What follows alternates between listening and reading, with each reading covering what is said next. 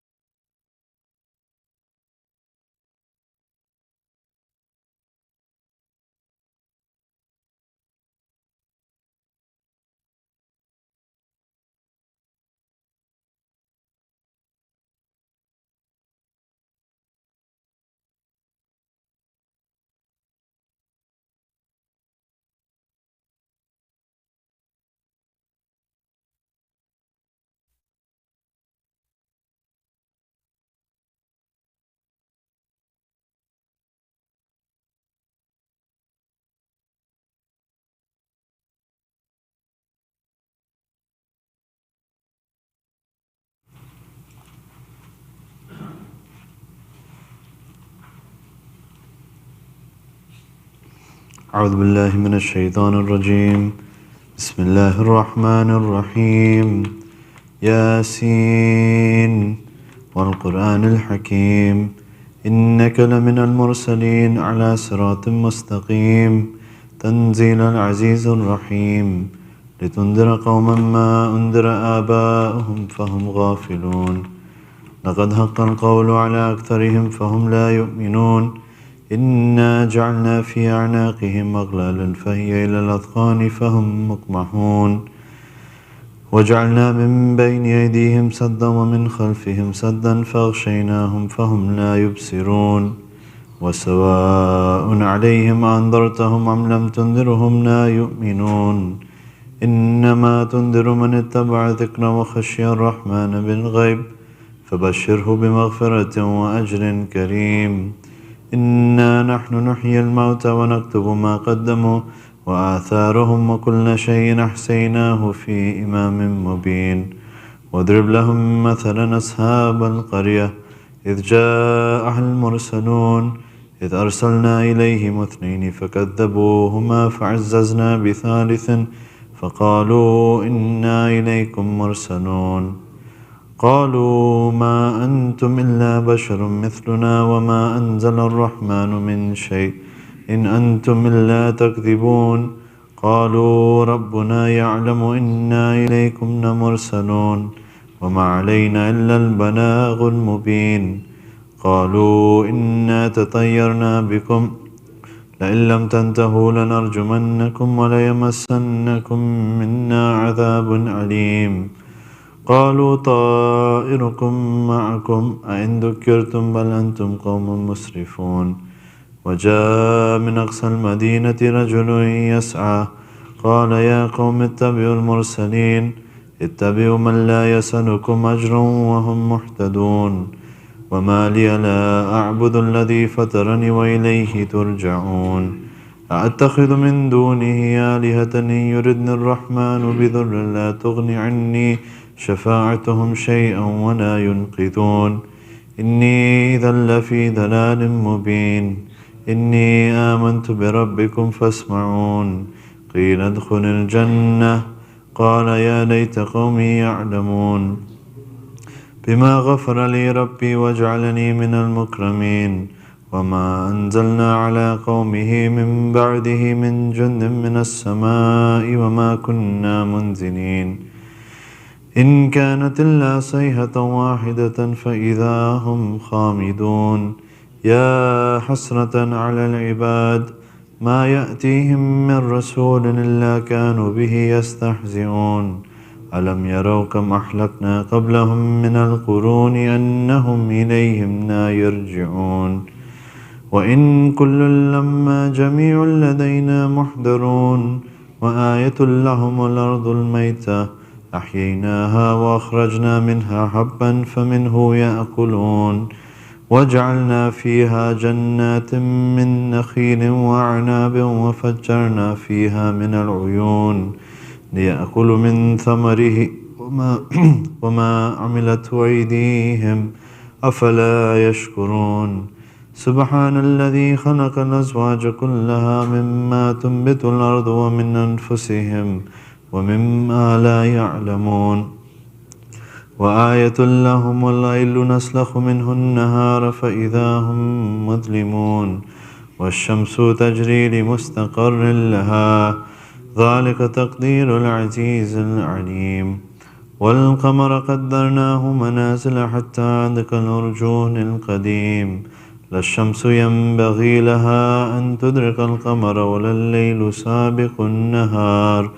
وكل في فلك يسبحون وآية لهم أنا حملنا ذريتهم في الفلك المشحون وخلقنا لهم من مثله ما يركبون وإن نشأ نغرقهم فلا صريخ لهم ولا هم ينقذون إلا رحمة منا ومتاع إلى حين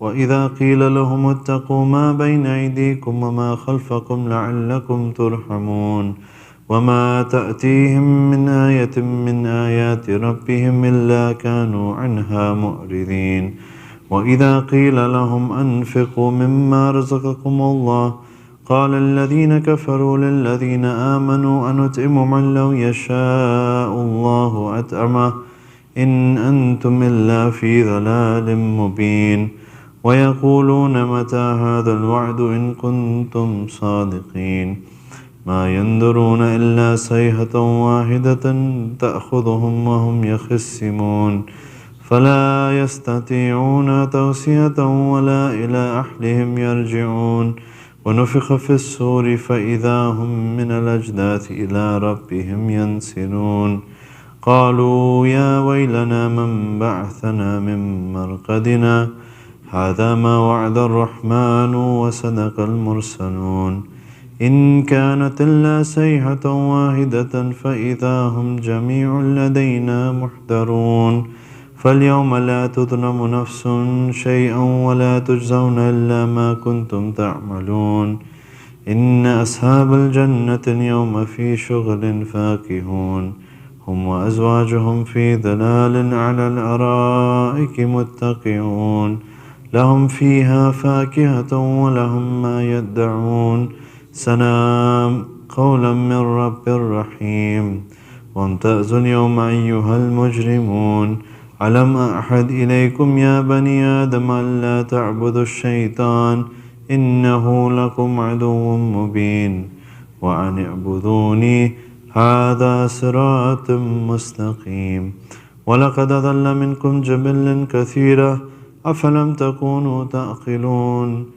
هذه جهنم التي كنتم توعدون اصلوها اليوم بما كنتم تكفرون اليوم نختم على أفواههم وتكلمنا أيديهم وتشهد أرجلهم بما كانوا يكسبون ولو نشاء لطمسنا على أعينهم فاستبقوا الصراط فأنى يبصرون ولو نشاء لمسخنا على مكانتهم فما استطاعوا مضيا ولا يرجعون ومن نعمره ننكس في الخلق أفلا يعقلون وما علمناه الشعر وما ينبغي له إن هو إلا ذكر وقرآن مبين لينذر من كان حيا ويهق القول على الكافرين أولم يروا أنا خلقنا لهم مما عملت أيدينا أنعاما فهم لها مالكون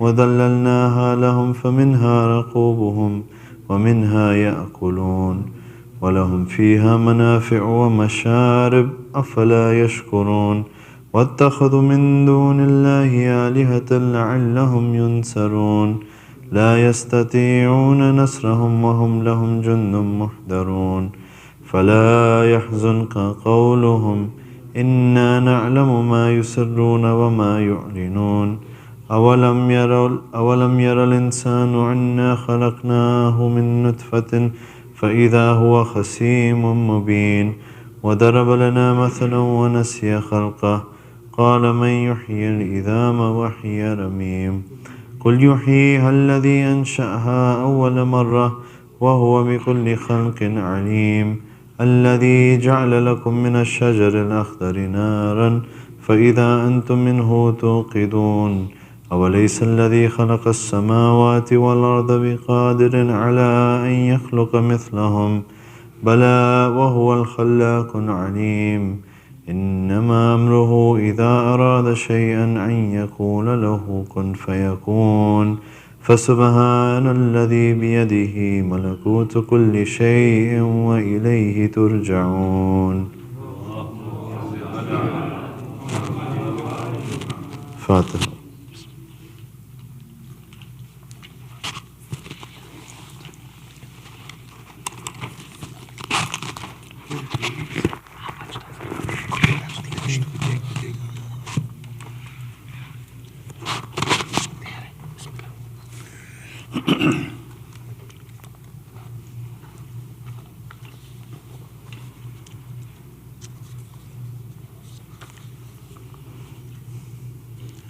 اللهم صل على محمد وآل محمد.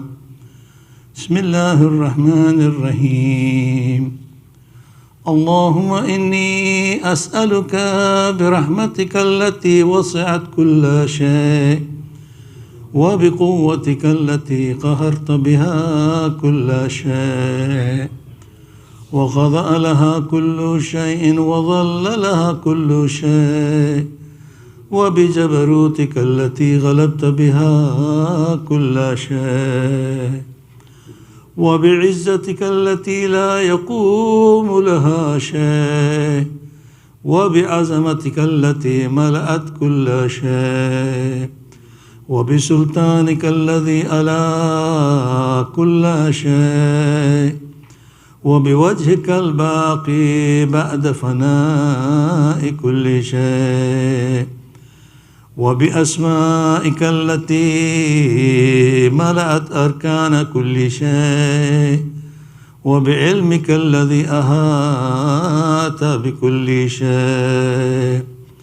وبنور وجهك الذي أضاء له كل شيء يا نور يا قدوس يا أول الأولين ويا آخر الآخرين.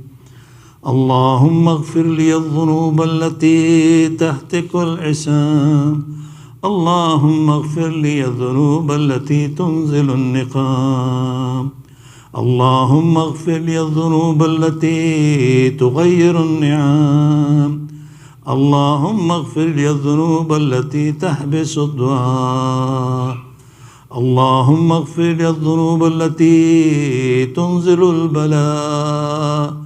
اللهم اغفر لكل ذنب أذنبته وكل خطيئة أخطأتها. اللهم إني أتقرب إليك بذكرك وأستشفع بك إلى نفسك وأسألك بجودك أن تدنيني من قربك وأن توزعني شكرك وأن تلحمني ذكرك. اللهم إني أسألك سؤال خاضع متذلل خاشع أن تصامحني وترحمني وتجعلني بقسمك راضيا قانعا وفي جميع الأهوال متواضعا. اللهم وأسألك سؤال من اشتدت فاقته وأنزل بك عند الشدائد حاجته وأظم فيما عندك رغبته. اللهم أظم سلطانك وألا مكانك وخفي مكرك وظهر أمرك وغلب قهرك وجرت قدرتك ولا يمكن الفرار من حكومتك. اللهم لا أجد لذنوب غافرا ولا لقبائه ساترا ولا لشيء من أمر القبيح بالحسن مبدلا غيرك. لا إله إلا أنت سبحانك وبحمدك. ظلمت نفسي وتجرعت بجهلي وسكنت إلى قديم ذكرك لي ومنك علي. اللهم مولاي كم من قبيح سترتا وكم من فاده من البلاء أقلتا وكم من إثار وقيته وكم من مكروه دفعته وكم من ثناء جميع لست أهلا له نشرته. اللهم أضم بلاي وأفرط بي سوء حالي وقصرت بي أعمالي وقعدت بي أغلالي وحبسني عن نفع بعد عملي وخدأتني الدنيا بغرورها ونفسي بجنايتها ومثالي يا سيدي. فأسألك بعزتك أن لا يحجب عنك دعائي سوء عملي وفعالي ولا تفضحني بخفي ما اطلعت عليه من سري ولا تؤاجرني بالعقوبة على ما عملته في خلواتي من سوء فعلي وإساءتي ودوام تفريطي وجهالتي وكثرة الشهوات وغفلتي. وكن اللهم بعزتك لي في كل الأحوال رؤوفا وعلي في جميع الأمور عطوفا. إلهي وربي من لغيرك أسأله كشف الضر والنظر في أمري.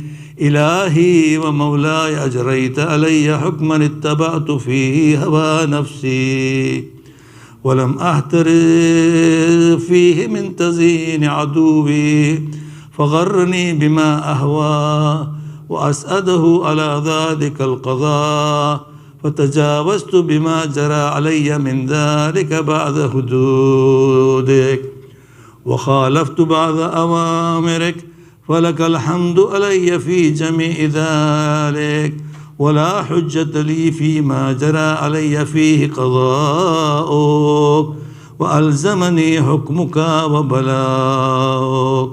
وقد أتيتك يا إلهي بعد تقصيري وإسرافي على نفسي معتذرا نادما منكسرا مستقيلا مستغفرا منيبا مقرا مذعنا معترفا. لا أجد مفر مما كان مني ولا مفضأ أتوجه إليه في أمري غير قبولك عذري وإدخالك إياي في سعة من رحمتك. اللهم فاقبل عذري وارحم شدة ضري وفكني من شد وثاقي.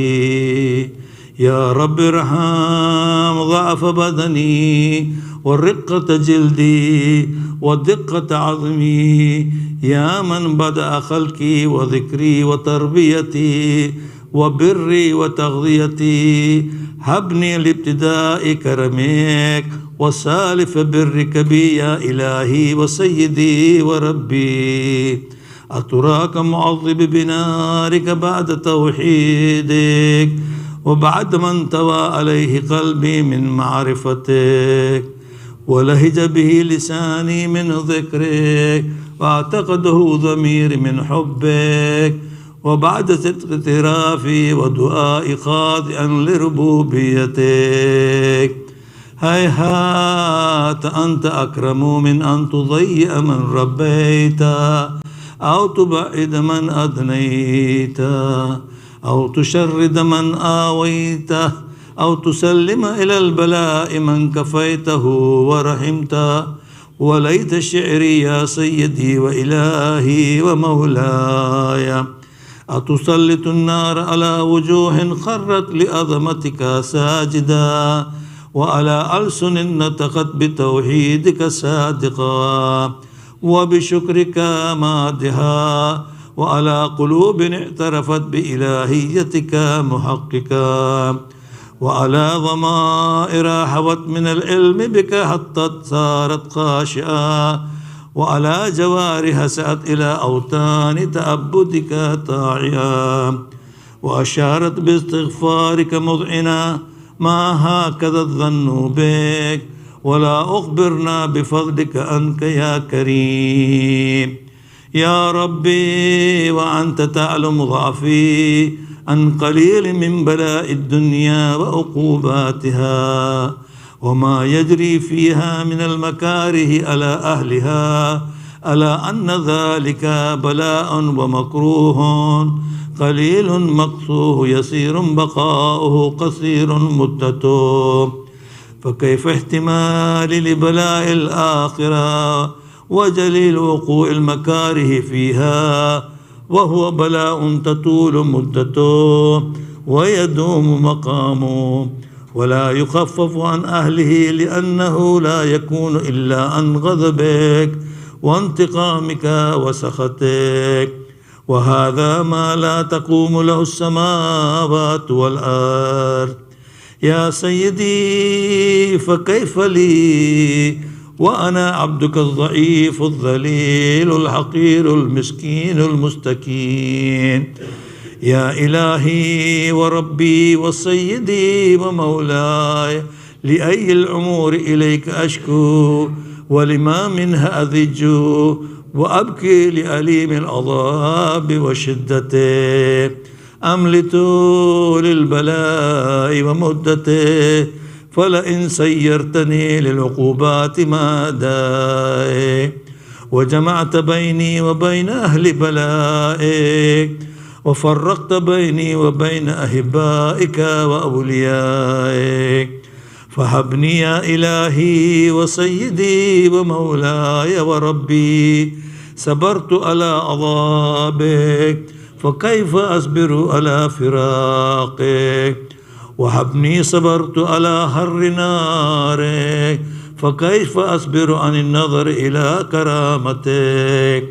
أم كيف أسكن في النار ورجاء عفوك، فبعزتك يا سيدي ومولاي أقسم صادقا لئن تركتني ناطقا لأضجن إليك بين أهلها ضجيج الآملين ولأصرخن إليك صراخ المستصرخين ولأبكين عليك بكاء الفاقدين ولا أنادينك أين كنت يا ولي المؤمنين يا غاية آمال العارفين يا غياث المستغيثين يا حبيب قلوب الصادقين ويا إله العالمين أفتراك سبحانك يا إلهي وبحمدك تسمع فيها صوت عبد مسلم سجن فيها بمخالفته وذاق طعم عذابها بمعصيته وحبس بين أطباقها بجرمه وجريرته وهو يضج إليك زجيج مؤمل رحمتك ويناديك بلسان أهل توحيدك ويتوسل إليك بربوبيتك يا مولاي فكيف يبقى في العذاب وهو يرجو ما سلف من حلمك أم كيف تعلمه النار وهو يعمل فضلك ورحمتك أم كيف يحرقه لهيبها وأنت تسمع صوته وترى مكانه أم كيف يشتمل عليه زفيرها وأنت تعلم ضعفاه أم كيف يتقلقل بين أطباقها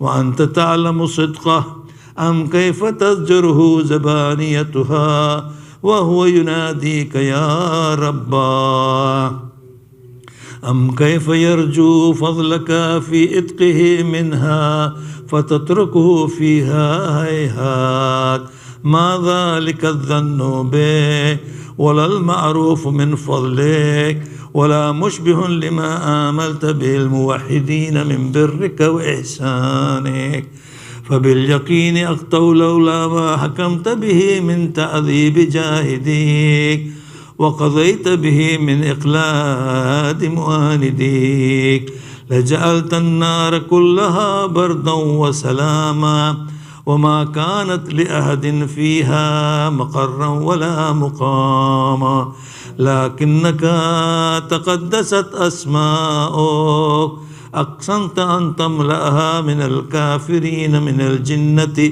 والناس أجمعين وأن تخلد فيها المؤاندين وأن تجل ثناؤك قلت مبتدئا وتطولت بالإنعام متكرما أفمن كان مؤمنا كمن كان فاسقا لا يستوون إلهي وسيدي فأسألك بالقدرة التي قدرتها وبالقضية التي حتمتها وحكمتها وغلبت من عليه أجريتها أن تهب لي في هذه الليلة وفي هذه الساعة كل جرم أجرمته وكل ذنب أذنبته وكل قبيح أسررته وكل جهل أملته كتمته أو أعلنته أخفيته أو أظهرته وكل سيئة أمرت بإثباتها الكرام الكاتبين الذين وكلتهم بحفظ ما يكون مني وجعلتهم شهودا علي مع جواري وكنت أنت الرقيب علي من ورائهم والشاهد لما خفي عنه وبرحمتك أخفيت وبفضلك سترت وأن توفر حظي من كل خير أنزلت أو إحسان فضلت أو بر نشرت أو رزق بسطت أو ذنب تغفره أو خطأ تستره يا ربي يا ربي يا رب يا إلهي وسيدي ومولاي ومالك الرق يا من بيدي ناسيتي يا عليما بضري ومسكنتي يا خبيرا بفقري وفاقتي يا ربي يا ربي يا رب أسألك بحقك وقدسك وأعظم صفاتك وأسمائك أن تجعل أوقات من الليل والنهار بذكرك مأمورا وبخدمتك موصولا وأعمالي عندك مقبولا حتى تكون أعمالي وأورادي كلها بردا واحدا وحالي في خدمتك سرمدا يا سيدي يا من عليه مؤولي يا من إليه شكوت أحوالي يا ربي يا ربي يا رب قو على خدمتك جواره واشدد على العظيمة جوانه وهب لي الجد في خشيتك والدوام في الاتصال بخدمتك حتى أسرح إليك في ميادين السابقين وأسرع إليك في البارذين واشتاق إلى قربك في المشتاقين وأدنو منك دنو المخلصين وأخافك مخافة الموقنين واجتمع في جوارك مع المؤمنين اللهم ومن أرادني بسوء فأرد ومن كادني فكيد واجعلني من أحسن عبيدك نصيبا عندك وأقربهم منزلة من وأخسهم زلفة لديك فإنه لا ينال ذلك إلا بفضلك وجد لي بجودك واعطف علي بمجدك واحفظني برحمتك واجعل لساني بذكرك لهجا وقلبي بحبك متيما ومن علي بحسن إجابتك وأقلني أسرتي واغفر ذلتي فإنك قضيت على عبادك بإبادتك وأمرتهم بدعائك وضمنت لهم الإجابة فإليك يا ربي نسبت وجهي وإليك يا ربي مددت يدي فبعزتك استجب لي دعائي وبلغني منايا ولا تقطع من فضلك رجائي واكفني شر الجن والإنس من أعدائي يا سريع الرضا اغفر لمن لا يملك إلا الدعاء فإنك فعال لما تشاء يا من اسمه دواء وذكره شفاء وطاعته غنى ارحم من رأس ماله الرجاء وسلاؤه البقاء يا سابغ النعم يا دافع النقام يا نور المستوحشين في الظلام يا عالما لا يعلم صل على محمد وآل محمد وافعل بي ما أنت أهله وصلى الله على رسوله والأئمة الميامين من آله وسلم تسليما كثيرا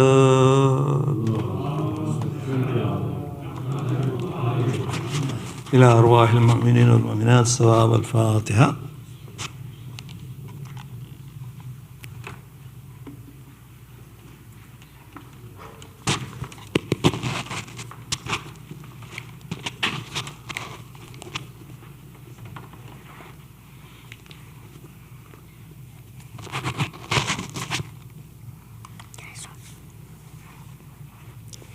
میرے مولا یہ فریاد سن لو، کربلا اب ہمیں بھی بلا لو، میرے مولا یہ فریاد سن لو، کربلا اب ہمیں بھی بلا لو، زائروں میں میرا نام لکھ دو، کربلا اب ہمیں بھی بلا لو، میرے مولا یہ فریاد سن لو، کربلا اب ہمیں بھی بلا لو، جو بھی آتا ہے در پہ تمہارے، ناز کرتے ہیں خود اس پہ تارے، میں بھی کاظم ہوں مولا تمہارا، جی رہا ہوں تمہارے سہارے، میری امید کی لاج رکھ لو، کربلا اب ہمیں بھی بلا لو، میرے مولا یہ فریاد سن لو، کربلا اب ہمیں بھی بلا لو، آپ کا در ہے جنت زمیں پر، حسن دیکھا نہ ایسا کہیں پر، تم جو کہہ دو تو آ جاؤ اڑ کر، اور رہ جاؤ بس میں وہیں پر، اپنا زوار مجھ کو بنا دو، کربلا اب ہمیں بھی بلا لو، میرے مولا یہ فریاد سن لو، کربلا اب ہمیں بھی بلا لو، میری سانسوں میں بھی کربلا ہے، میری باتوں میں بھی کربلا ہے، دل کی دھڑکن میں روزہ تمہارا، میری آنکھوں میں بھی کربلا ہے، دل یہ بے چین ہے کتنا دیکھو، کربلا اب ہمیں بھی بلا لو، میرے مولا یہ فریاد سن لو، کربلا اب ہمیں بھی بلا لو، تیر کھایا جہاں بے زبانے، کھائی برچی جہاں نوجوانے، جس جگہ قد کے بازو گرے تھے، غم منایا جہاں دو جہان نے، ہم وہاں غم منائے رضا دو، کربلا اب ہمیں بھی بلا لو، میرے مولا یہ فریاد سن لو، کربلا اب ہمیں بھی بلا لو، میرے مولا یہ فریاد سن لو، کربلا اب ہمیں بھی بلا لو، صلوات۔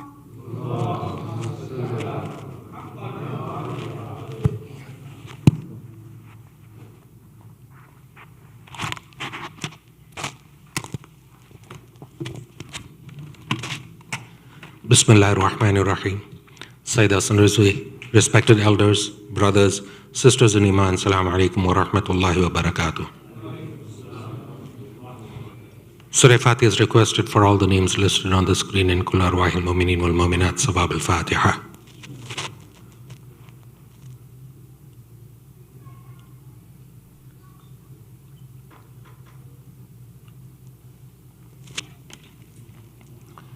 Ayat Ma Yujibun is requested for the names listed on the screen and whoever is in need of it here and elsewhere. Let us all recite it together. Bismillahir Rahmanir Rahim.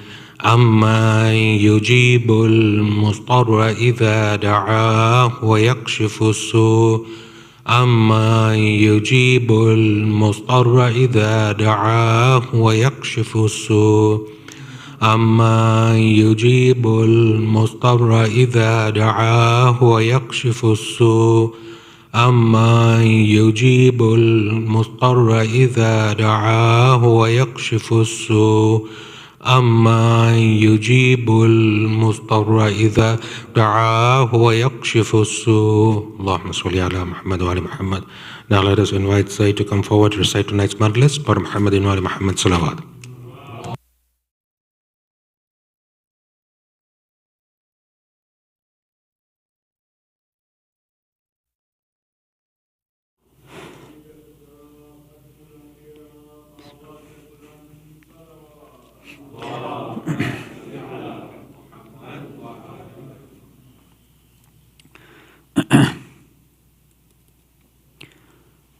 أعوذ بالله السميع العليم من الشيطان اللعين الرجيم بسم الله الرحمن الرحيم وبه نستعين لا حول ولا قوة إلا بالله العلي العظيم والحمد لله رب العالمين والصلاة والسلام على أشرف الأنبياء والمرسلين خاتم النبيين شفيع المذنبين رحمة للعالمين سيدنا ونبينا بالقاسم المصطفى محمد اللهم صل على محمد ثم الصلاة والسلام والتحية والإكرام على أهل بيته الطيبين الطاهرين المعصومين المظلومين ولعنة الله على أعدائهم أجمعين من الأولين والآخرين إلى قيام يوم الدين أما بعد صلوات على محمد وآل محمد. Mu'mineen, mu'minat, brothers and sisters in Islam and Iman, salamun alaykum wa rahmatullahi wa barakatuh. Ziyarat maqbool to all of you who have been graced enough to have made the journey to Karbala and have returned safely. And for those who are still returning back, we pray for their safe return, inshallah. And we pray for the tawfiq for all of us to be in Karbala next year, inshallah. We have two questions on Slido that we'll start with before we continue our topic of the Tawwabin. The first one was left over from a few weeks back. Somebody was asking, if someone buys you a lottery ticket, can you play it since you didn't buy it, or is it still considered gambling? So technically, in fiqh, it's the act of buying or selling that is problematic, not playing in and of itself. So with this specific question, I don't want you to take this and then use it for every example, but at least it's the way that it's phrased here. If somebody gifts you or gives you a lottery ticket, technically you are allowed to use it and you can keep the winnings as well. There's a lot more to the idea of gambling, and I think I said a few weeks back, maybe after the Ayyam Azza, so maybe after Rabiul Awwal, then maybe one of the sessions we have, maybe even in one of the interactive sessions, we'll expand on this topic of gambling a little bit, because I've noticed that there's a lot of confusion when it comes to, even when there's, when you have those draws or things like that, people do raffles, like, okay, what's the niyat? How are we allowed to do this? So I want to go through that, inshallah, but it'll take a bit more time. So we'll leave that for a separate session. But here, yes, buying and selling is the initial issue for gambling and lottery. If you hear somebody gives it to you or buys it for you, whatever. Now, I'm not encouraging people to go, don't go look for loopholes like, okay, you buy it for me or whatever. It's funny, in Ayat al-Sistani's Q&A, the way somebody phrased it is, what if I send my kid to go buy the ticket because he's not baligh? So if I send him, then he won't get guna, and then he'll give me the ticket. Everybody, mashallah, people become so creative in guna, right? It says, no, you send them towards haram, you get the haram, by extension too. So you can't send your kids out to do that. Please don't do that. I remember this used to happen as well when I was growing up in certain centers. They would send kids who they felt didn't meet the criteria for baligh or mumayyaz, whatever. They say, listen, go to the ladies and go get the elders would say that, go to the ladies section and go get my wife. Like, I need her to come out. We have to leave. So they'd send kids, like men, in there, even though there was, an issue. Okay, I don't want to discuss that, but sometimes we put haram on the kids, thinking that it's okay, it's not going to affect them, but it comes back and it bites you, right? And we don't want that to happen, inshallah. Salawat ala Muhammad wa ala Muhammad. Second question. This one I think just came in recently. So, person's asking, I heard an Iraqi sheikh say that Hitler told his soldiers, be like Hussein, be like Hussein and fight like him when they were surrounded by Russians. The soldiers followed and they won against the Russians in Berlin. How authentic is this hadith and have you heard anything like this? I think by my reaction you can, you can guess.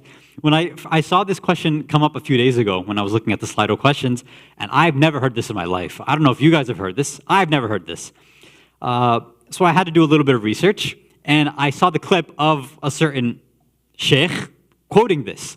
And then I saw, not in English so much, but in other languages like Farsi and Arabic, that certain people were writing, or at least quoting that Hitler would say something like this. And I even found on one, I'm not going to mention which website because I don't want to give them traffic, but on a certain website, a fairly famous one, there's a whole list. People love to compile the lists, people who've quoted Imam Hussein and who've praised Imam Hussein. And they always want to quote non-Muslims, obviously, right?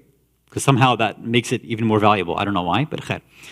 And on that list, unfortunately, it's Hitler.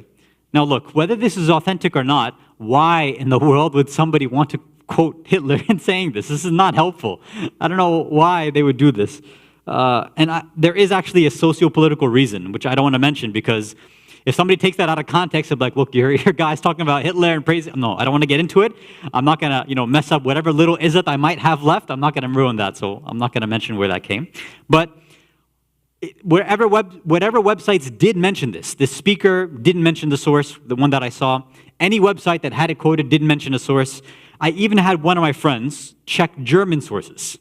I was like, look, can you find it in German somehow? She a friend of mine from Qum. And he hasn't gotten back to me yet, but he would laugh at it when he heard it. He's like, I doubt there's going to be anything like that too. So more than likely, Hitler did not quote Imam Hussein. I don't know why he would use him on the battlefield. This just seems like a scholar, or a speaker rather, wanted to get people riled up while they're on the minbar. That's my guess. And sometimes we have, these types of zakirin who grab random ideas and fake narrations and, these fake stories. Even Masa'ib, sometimes they do this, right? In the Gham, they take these wild and crazy stories and, they bring these things there. So, as always, as I think I've mentioned many times, you really need to check who you're listening to and be very, very careful. And we're praying and hoping that this is not authentic, and alhamdulillah, I'm sure it's not authentic.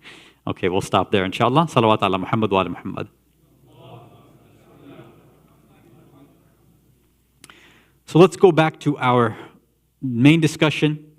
We were talking about the Tawabin as part of the second movement, the first formal movement, regarding what happened after Karbala. Who really rose up after Karbala and had some connection, some level of remorse or regret, and wanted to do something in regards to what took place in Karbala. So with the Tawabin, we've gone through most of their history.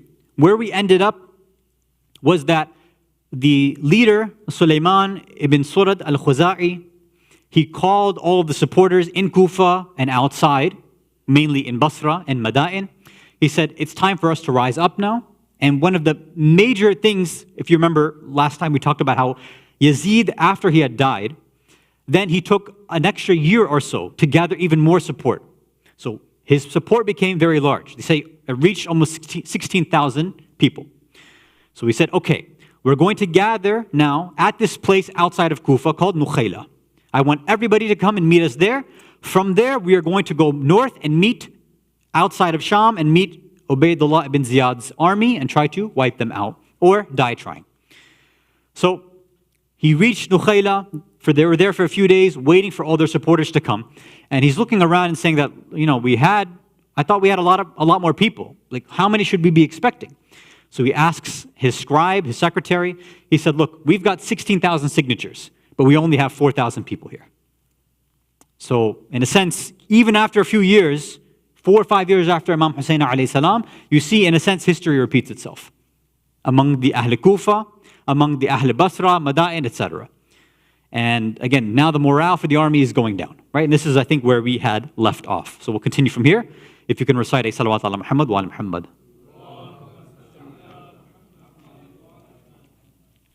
we talked about here is when Suleiman saw what was going on. We talked initially how in the beginning, their niyyah and their intention, their sort of plan was that, look, we've got two goals, two purposes here. Either we try to wipe out the Umayyads and pave the way for the Khilafah of the Ahlul Bayt, or we die trying and become shaheed, and this basically becomes our way of doing tawbah. It was, one or the other, basically. Set the Ahlul Bayt up for Khilafah or die trying, become shaheed trying. When they saw that, look, there's no supporters left, or they only have 4,000. And obviously, the Umayyads, we know from Karbala, and even continuing that, they've got 60, 70,000 soldiers at least, right? Plus or minus 10,000 or so, but there's no way 4,000 soldiers are going to stand up against them. So here, that's why they say that Suleiman and the Tawabin, they got rid of the idea of setting up the Khilafah for the Ahlul Bayt. They said, look, we're going to become shaheed, and that's it now. It's very clear, that's what's going to happen. From there too, Ibn Zubayr had a governor set up in Kufa, right? We talked about how Umayyads, they had their own issues in Sham. Ibn Zubayr took the opportunity, he sent his people everywhere. And one of his people, his name was Abdullah ibn Yazid, became the leader in Kufa. Over there, they sympathized with the Tawabin, obviously because they said, hey, friend of my friend, enemy of my enemy, like that idea. So your movement at Tawabin, we both have the same enemy, which is the Umayyads, Ubaydullah ibn Ziyad. Let's work together and wipe them out. So when he heard that the Tawabin had set up camp in Nukhayla, he himself, with one of his advisors, went to meet Suleiman there. He said, look, I know what you're doing, and I want to help you out. I've got money, I've got soldiers, I've got cavalry, I have weapons, whatever you need, I'll put them in your command. Just wait here, let me send word back to my people in Kufa. I can send you soldiers, I can even get the police force to join you as well. He's like, I can see you don't have enough here, let me come and help you. And Suleiman said no. Straight up just said no, it's not going to happen. And the reasons, again, I'm not going to go through all the speeches, but basically he said that this would compromise our value. Because now, again, he's made his tasmeem. He's decided we're going for shahadat. I'm not going to do anything which is politically expedient. Why? Because that would mix our intentions. This is not about politics. It's not about khilafah. Remember, this is the same issue that he had with Mukhtar. Mukhtar said, look, if you're trying to win, if you're trying to set this up for the Ahlul Bayt, you don't know what you're doing, Suleiman. I'm the military expert, right? You're just some mujtahid. You know your sharia, your fiqh. You don't know what's going on. You don't know politics. You're going to lose. So the same thing here. Suleiman says that's exactly why we don't want to join forces, because this is not a movement about politics. This is nothing but theology. This is aqa'id. This is our love for Ahlul Bayt, and that's it. That's what we're doing. It's our tawbah that we're performing. Same reason he denies Abdullah ibn Yazid, right? This governor in Kufa who is sent by Ibn Zubayr. So now they all realize, look, this is almost certain death now, because Suleiman's not taking support. He's refusing everything. So now some of the soldiers are getting like, what's going on here? If you remember, at least 1,000 to 2,000 soldiers in Kufa who were initially supporters of the Tawabin, they switched sides and joined Mukhtar. Because they said, look, we're not going on your suicide mission. Mukhtar knows what he's doing. The majority still stuck with the Tawabin, but a few people said, you know what, they kind of, we'll say, came to their senses, although I'm not saying Mukhtar definitely had a better agenda. But at least there they said, something's wrong here. And I think maybe most of them recognize, hey, we still have a fighting chance too. Because they thought that they had at least 10, 15,000 supporters. Now in Nukhayla, they're looking around and saying, look, we've got 4,000. And our leader, our fearless leader here, Suleiman, is not accepting support. This seems a little strange. So now they're there. For 3 days in Nukhayla, they're spent in dhikr and dua. But you can tell that people are getting a little fearful and antsy. Morale is dropped. Suleiman is expecting, the forces of Madain and Basra, maybe they're going to show up. So I'll wait these 3 days. I'll see if they can come. Because there were supposed to be large forces coming from there, but they didn't show up yet. He said, maybe they're just delayed. No problem.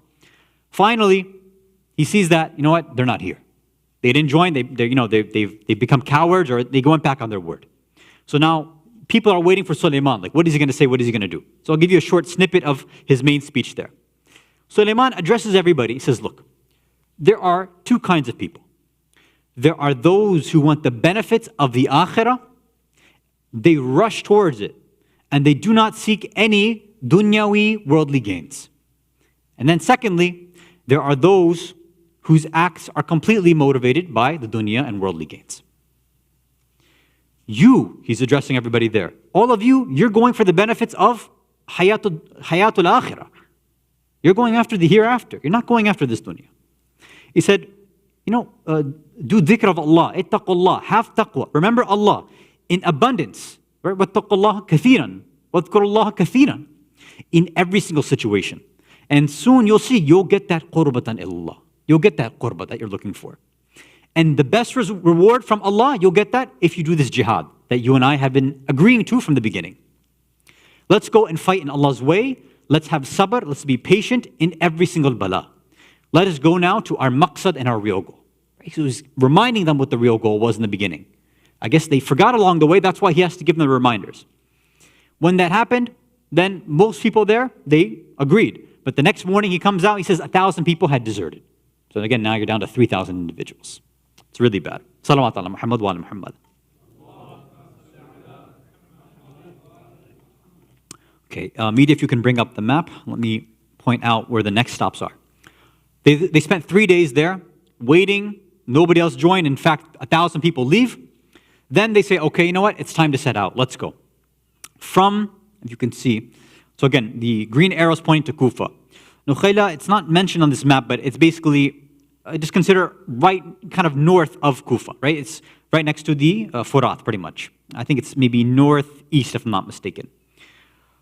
From there, from Nukhayla, if you can see those two clashing red swords directly northeast of Kufa in Karbala, that's where they move next. So they go from Kufa to Nukhayla. Then Nukhayla, right to Karbala, they perform Ziyarat. The same way we hear the story of Jabir, right? They go to the Furat, they all perform ghusl there. They say they put on white clothes because they're getting ready for jihad. From Karbala, now you see, I think you can see in blue the word Euphrates, right? So the Furat, you can see that grayed outline.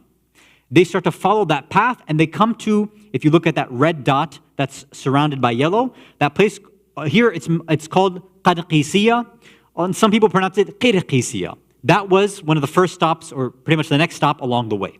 So what happened in Qirqisiya? This was the next sort of main area. Thank you very much for that laser pointer stuff. Good. In Qirqisiya, you see, Qirqisiya actually has a lot of importance in Islam. It's even been mentioned in terms of what's going to happen in terms of the final battles of Zuhur. It has something to do with Imam Mahdi. There's actually a lot of interesting points here about Dajjal and the Sulaiman and all these things. Maybe inshallah if we get we get time, I'll mention it in some other place. For now, just it's interesting to note, this area, Qirqisiya, is an ex-Byzantine military station.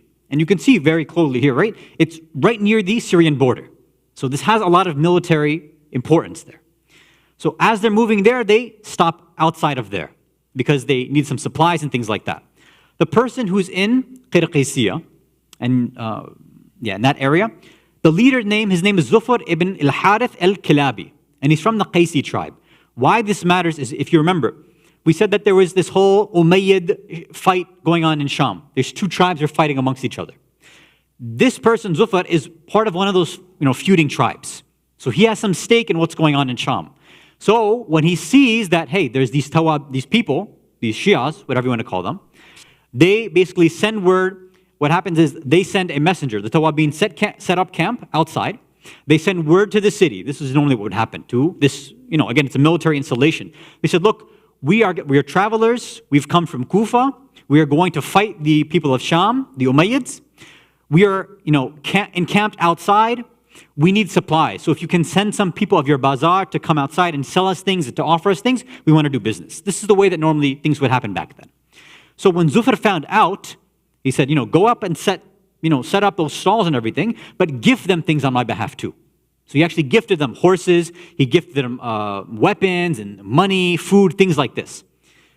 And then he actually said, he gave him even a better gift. So he met with Sulaiman himself. He said, look, do you know that from Sham, right there, if you see that big red arrow, you'll see this place called Ain al-Warda. He said, Ibn Ziyad is moving and he's camped out over there. And Ibn Ziyad is there with 30,000 troops. That's where they are. So he's giving them, this is important military information now.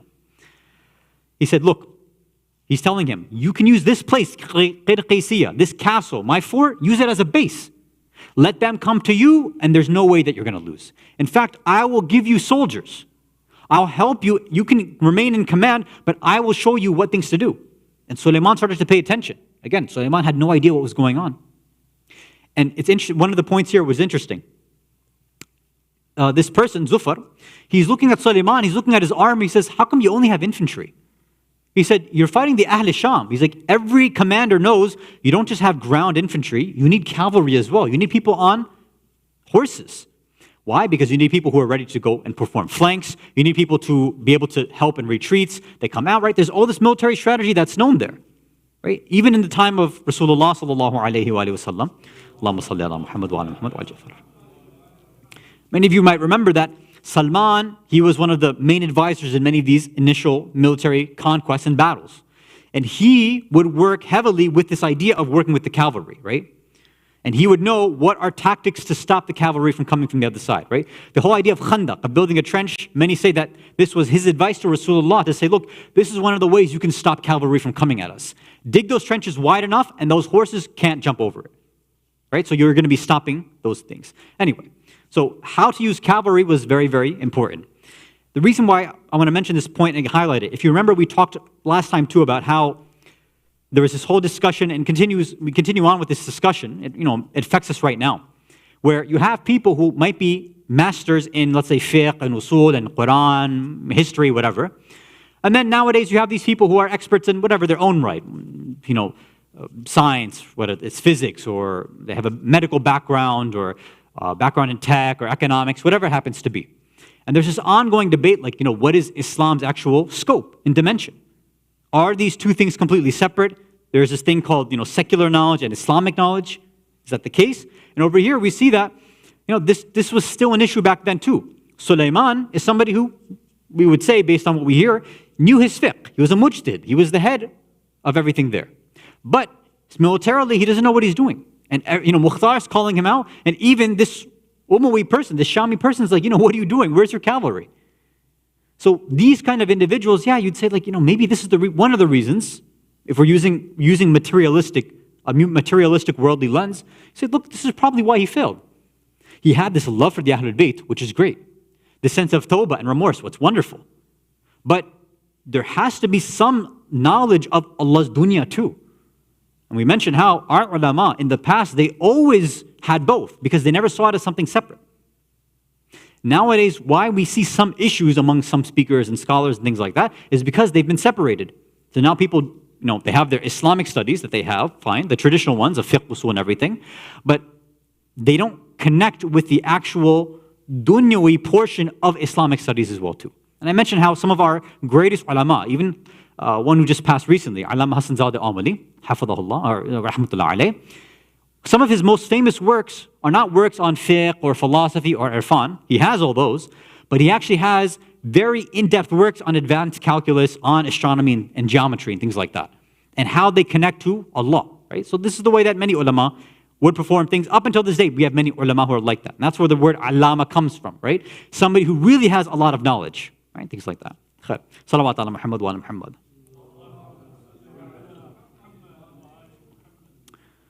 I'm not going to repeat those points. I think we mentioned it last time, so I'll leave that alone. Khair. So now, you see, Zufar is calling out the same issues that Mukhtar was calling out.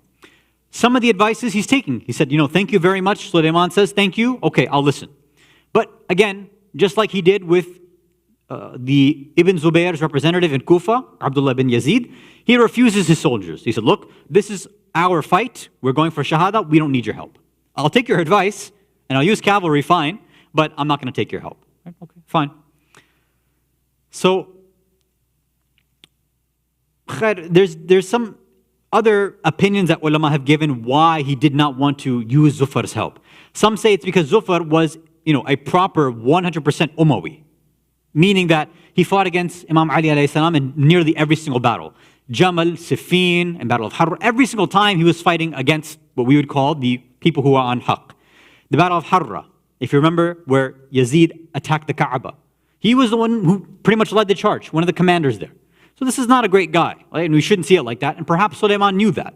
And that's why he didn't want to join forces, right? Because we know the seerah of the Ahlul Bayt is that they don't just work, this whole lesser of two evils option. They don't do that. If you all remember too, Abu Sufyan offered his help to Amir al-Mu'mineen in the beginning as well, right?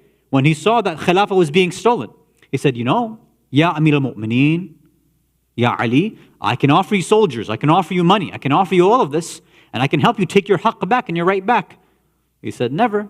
He says, I know what the likes of you do. I know what your thoughts are and what you're looking for. I'm never going to take your support. I'd rather this happen. Even, interestingly, some historians say that when Muawiyah and Imam Ali were having their fight, the Byzantines came to Imam Ali as well, the Byzantine Empire. And they came and offered support too. They said, look, we can offer you support and help you fight against Muawiyah, no problem. And Amir al-Mu'mineen, according to some historians, the response that he gave was a very strong response. He said, look, I will never, ever accept help, especially not from kuffar and from non-Muslims. He said, because I know what you want. You want us to fight so that you can weaken us and then come in afterwards and wipe out Islam. I know that.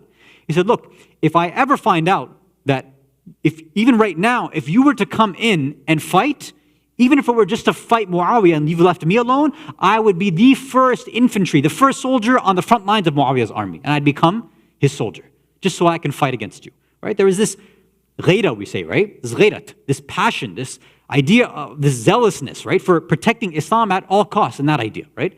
So people would come and they try to break things up, and Imam Ali set this sort of idea aside, that no, we don't compromise on our values. And in this age where you see people, unfortunately, these ayam Zainabiyya, and they're treating, Her Majesty as a role model, rather than mentioning, Bibi Zainab and doing this. It's very strange where, in these times, we should be understanding where we get our values from, who our real role models are. Instead, we have to talk about, people, a whole empire we should all know very intimately from where we've come from, right? This is a colonial empire that's stolen, and raped, and pillaged, and destroyed wherever they've gone. Yet people, surprisingly, are sending out these wonderful messages. I don't know.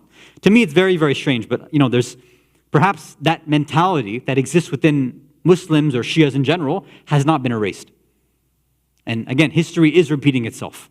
And we see this among many times. We see, we've mentioned it in other speeches. What happens to some of the Shias too, especially during the time of the Abbasids. It's like they forget what happened to Imam Hussein. They forget what happened in the Umayyad era. And they end up talking and supporting and working with the Abbasids at very strange times, even when the Imams are telling them not to. Right? So this very strange behavior. So we have to, you and I, be very, very careful of where we throw our support, who we're allowing to support us, what their ideas are, what are their principles. You don't always have to come out 100% kind of guns a-blazing.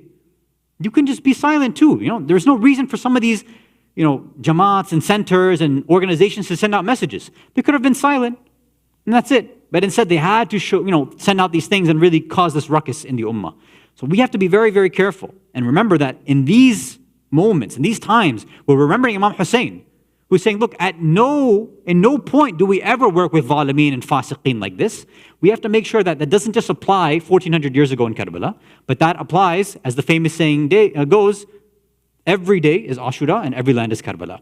Which also means that there's always going to be a Yazid, there's always going to be a Shimr, there's always going to be an Umar ibn Sa'd, and just like that, there's always going to be people like Sulaiman and Zufar and individuals like that. Us, you and I, following into those footsteps, we have to choose which way are we going to go.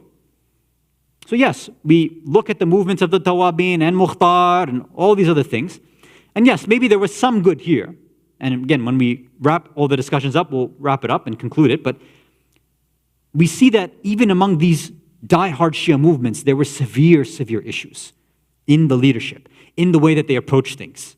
At least over here, we might say, okay, this is probably a good decision, maybe, because he's rejecting the support of people he knew that were going to take advantage. But inshallah, we don't just bring this history up so it's something to, judge the people of the past by, to recognize and remember that, hey, at any moment, you and I may be subject to this, and anything can happen, right? Anything can happen nowadays where, again, it's our own people now. Hopefully I haven't seen any people do it in North America, but people overseas who have really just kind of made us feel disappointed to call those our Shia brothers and sisters. Salawat ala Muhammad wa ala Muhammad.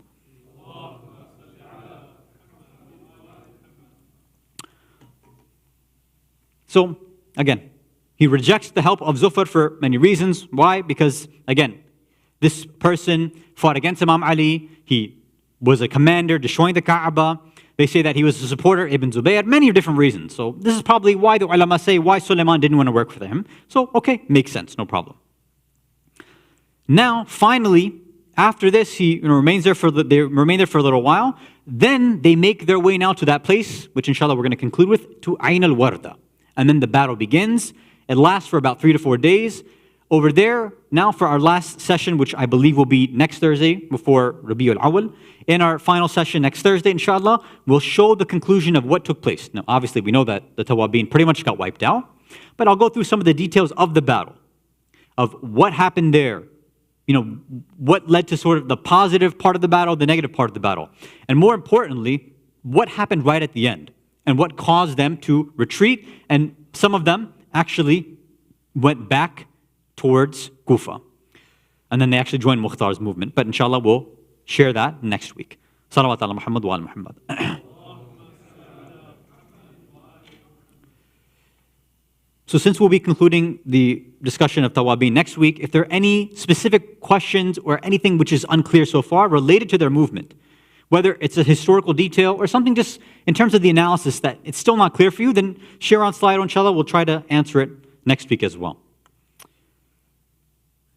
As we are wrapping up these Ayam-e-Aza, as we have mentioned a few nights ago, how the Ahlul Bayt ended up in Karbala. They returned back, according to many historians, in Karbala on Arba'in, and they meet up with Jabir. Some of the riwayat and historians say that the Ahlul Bayt remained there for 3 days. Every single day they were there at the qabr of Imam Hussein. They camped out right there. Women and children at the qubur of all the shuhada, but mainly in front of Imam Hussein. Imam Sajjad had to come to Zainab. And according to some historians, he said he had to drag her off of the qabr. And he felt bad doing so. Can you imagine somebody like this taking his aunt, pulling her away like this? He said, I don't want to take you away from the ziyarah, from performing the aza of my father, of our imam. But our imam, my father, gave me a wasiyat before he had left us. He said that when you return back to do my ziyarah, only remain there for 3 days, no more. He's like, I know that Zainab and Farwa and Rabab, everybody would want to stay there and they would want to die there. But no, you have to take them back to Medina. Do not let them stay here and grieve forever. So reluctantly, Imam Sajjad takes Zainab. He picks these women up one by one. And we would say, yes, it might have been very, very difficult for them, but as they move now towards Medina, Zainab at least has her husband's shoulder to cry on. She can come back to that. Many of the other wives of Imam Hussein, yes, they grieved for their lost husband, but they had other children who were with them, and they had other family members they could come back to when they reached back to Medina. But somebody like Rabab, what does she have? She comes back to the grave of Asghar.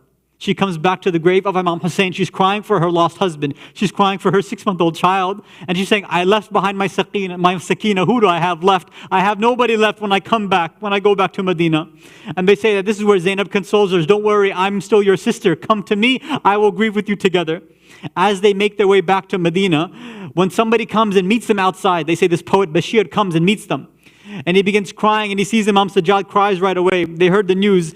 Imam Sajjad tells him, he says, go back into Medina. We will camp outside of the walls of Medina. Go back inside and tell the people what happened. He said, your father, I know he was a great poet. He said, yes, he was. Yabna Rasulullah. He said, do you recite poetry too? He says, Yabna Rasulullah, yes, I can recite poetry. He said, go back and recite poetry and tell them what happened to us in Karbala. So Bashir goes back into the main area of Medina. He calls everybody out and begins collapsing and crying out loud and tells them, Ya Ahl Yathrib, O people of Medina, do you know there's no reason for you to remain in Medina anymore? The body of Hussein he's been killed, he's been left all alone, so there's no reason for you to be here. Shed your tears endlessly. Hussein was killed, left bloody, dusty on the sands of Karbala, and he was paraded around in the streets streets with his head on top of a spear. And they say all of the women and children, everybody in Medina had come out wailing and crying and screaming. Some riwayat said that some of the women even came out without their chadors and their maqdas and hijabs. They began to slap their faces and hit their heads. And they said that we had never heard this type of crying. This crying reminded us of us when Rasulullah had passed away. People had come out crying like this. We had never heard people crying like this again. They all came running towards Imam Sajjad. They collapsed in front of him, and Imam Sajjad began telling him, do you know what happened to us in Karbala? Let me tell you the story of Karbala. ألا لعنة الله على قوم الظالمين وسيعلم الذين ظلموا أي منقلب ينقلبون إنا لله وإنا إليه راجعون رضا بقضائه وتسليما لأمره صلوات على محمد وآل محمد صلى الله عليه وسلم. ماتم حسين.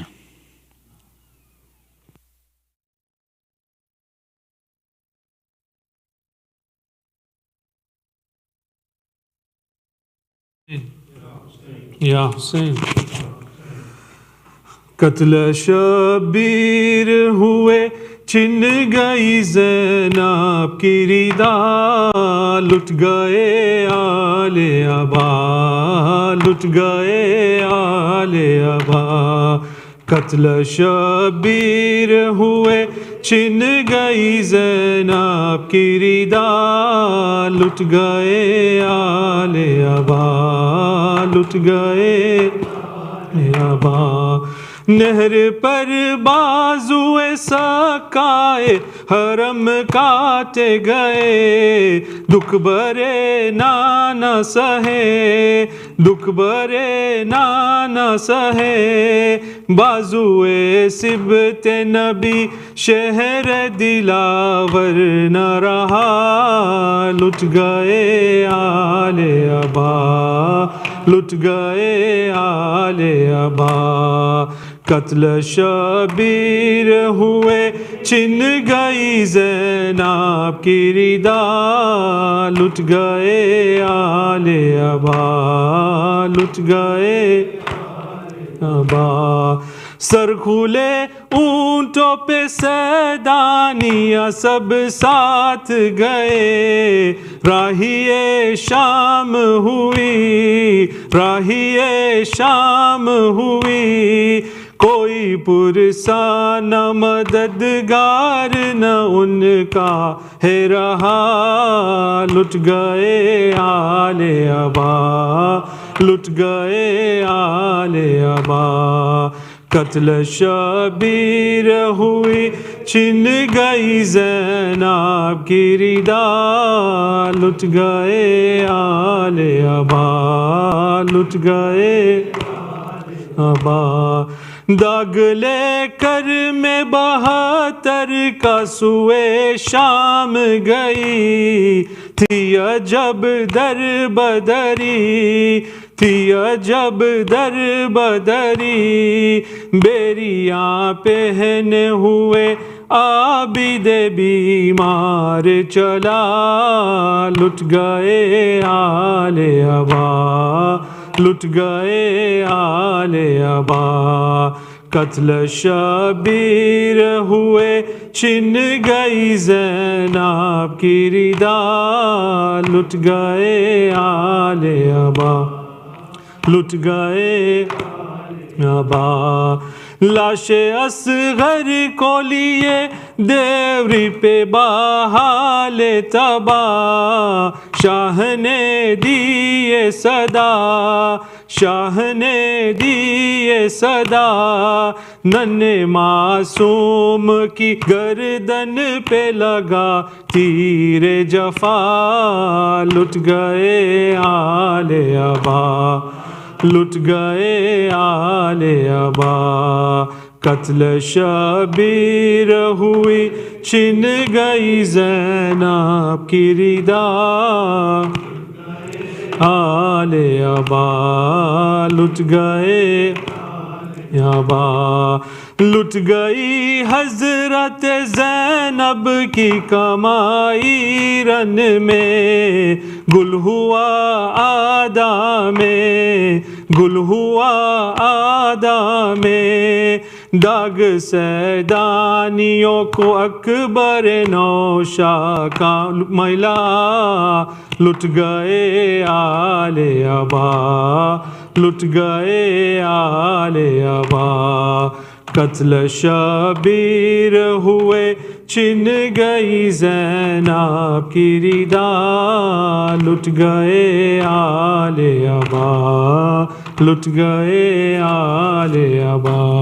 बर मोहम्मद व आले मोहम्मद सलावत।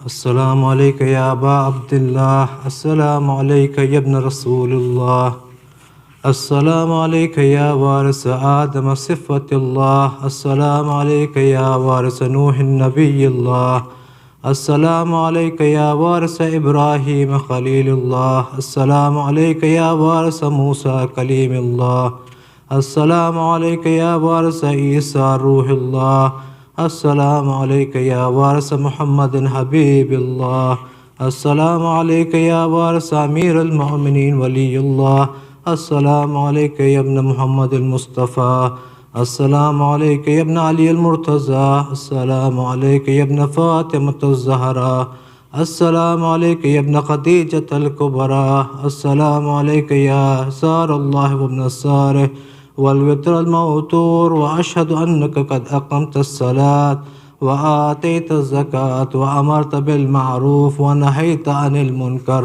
व अताअतुल्लाह व रसूलुहु हत्ता अताकल यकीन फ़लअनल्लाहु उम्मतन क़तलतका व लअनल्लाहु उम्मतन ज़लमतका व लअनल्लाहु उम्मतन समिअत बिज़ालिका फ़रज़ियत बिह। या मौला या अबा अब्दुल्लाह, अशहदु अन्नका कुन्त नूरन फिल अस्लाब शामिखा वल अरहामिल मुत्तहरा, लम तुनज्जिसकल जाहिलियतु बिअंजासिहा व लम तुलबिसका मिन मुदलहिमाति सियाबिहा व अशहदु अन्नका मिन दाइमिद्दीन व अरकानिल मुअमिनीन व अशहदु अन्नकल इमामुल बर्रुत तक़ियुर रज़ियुज़ ज़क़ियुल हादियुल महदी व अशहदु अन्नल इम्मत मिन वल्दिका कलिमतुत तक़वा व अलामुल हुदा वल उर्वतुल वुस्क़ा वल हुज्जतु अला अहलिद दुनिया व अशहदुल्लाह व मलाइकतु व अंबियाउहु व रुसुलु अन्नी बिकुम मुअमिन व बिया बिकुम मूक़िन बिशराइद दीन व ख़वातीमि अमली व क़ल्बी लिक़ल्बिकुम सिल्म व अमरी लिअमरिकुम मुत्तबि। सलवातुल्लाहि अलैकुम व अला अरवाहिकुम व अला अजसादिकुम व अला अजसामिकुम व अला शाहिदिकुम व अला गाइबिकुम व अला ज़ाहिरिकुम व अला बातिनिकुम। ज़ियारत हज़रत अली अकबर। अस्सलामु अलैका या इब्न रसूलुल्लाह, अस्सलामु अलैका या इब्न नबिय्युल्लाह, अस्सलामु अलैका या इब्न अमीरुल मोमिनीन, अस्सलामु अलैका या इब्नुल हुसैन शहीद, अस्सलामु अलैका अय्युहश शहीद व इब्नुश शहीद, अस्सलामु अलैका अय्युहल मज़लूम व इब्नुल मज़लूम, लअनल्लाहु उम्मतन क़तलतका व लअनल्लाहु उम्मतन ज़लमतका व लअनल्लाहु उम्मतन समिअत बिज़ालिका फ़रज़ियत बिह। ज़ियारत शुहदाए करबला।